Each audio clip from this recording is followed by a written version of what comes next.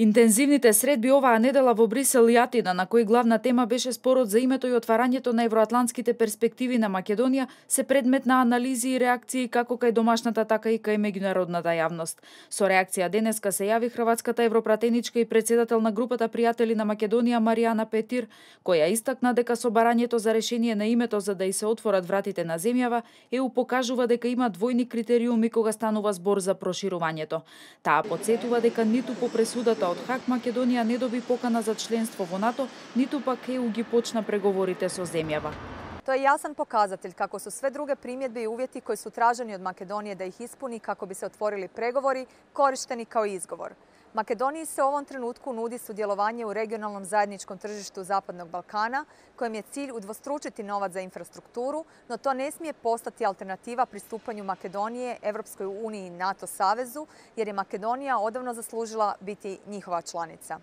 Во однос на можниот прием на Македонија во НАТО под привремената референца, германската амбасадорка во земјава Кристина Алтхаузер денеска изјави дека тоа е работа што треба да ја решат Скопје и Атина, а Германија е само наблюдувач.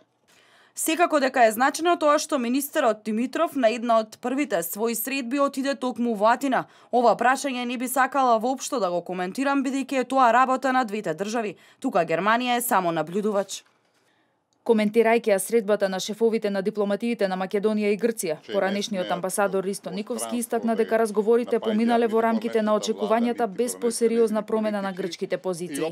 Тој смета дека македонската влада треба да продолжи да инсистира да бидеме примени во НАТО и ЕУ под референцата, а во никој случај да не прифаќа промена на името.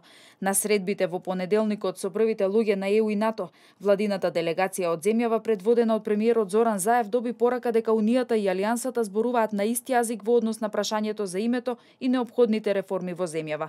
Столтенберг повтори дека НАТО останува на заклучокот од Букуреш 2008. Македонија ќе добие покана за членство веднаш штом се изнајде заеднички прифатливо решение за спорот со името.